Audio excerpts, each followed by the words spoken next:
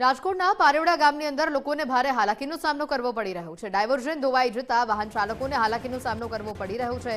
વાહન ચાલકો પાણીના પ્રવાહમાંથી વાહનો હંકારવા મજબૂર થયા છે। પારેવડા ગામ પાસેથી 10 થી 15 ગામના લોકો પસાર થાય છે।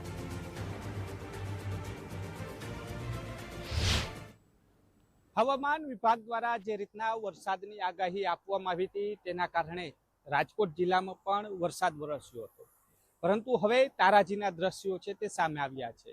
રાજકોટ જિલ્લાના પારેવડા ગામ છે ત્યાં અત્યારે પહોંચ્યા છે, જે એક જ મુખ્ય માર્ગ છે કે જે પારેવડાથી 5 થી 10 જેટલા ગામોને જોડતો આ બ્રિજ હતો કે જેનું કામ ચાલુ છે અને ત્યાં ડાયવર્ઝન છે તેનું ધોવાણ થઈ ગયું છે। આ દ્રશ્યો જોઈ રહ્યા છો, પાણીનો પ્રવાહ વરસાદ રોકાઈ ગયા બાદ પણ એટલો જ પ્રવાહ છે, ધોધમાર વરસી રહ્યો છે। જે ડાયવર્ઝન છે તે આખું ડાયવર્ઝન છે તે ધોવાઈ ગયું હતું।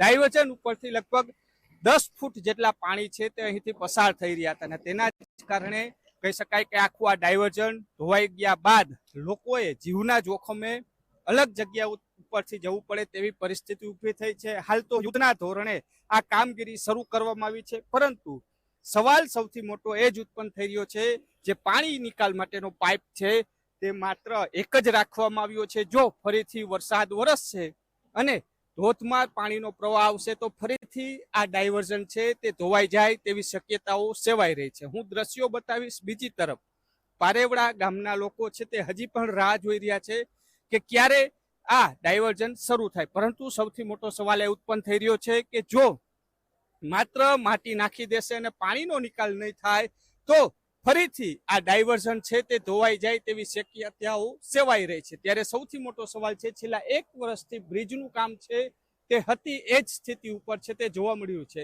લોકોની પણ માંગ છે કે બ્રિજનું કામ ઝડપથી પૂર્ણ કરવામાં આવે, જેથી આ ગામના લોકોને અવર જવરમાં મુશ્કેલી ન સર્જાય। કેમેરા પર્સન અભય ત્રિવેદી સાથે રહીમ લાખાણી, ગુજરાત ફર્સ્ટ, પારેવડા।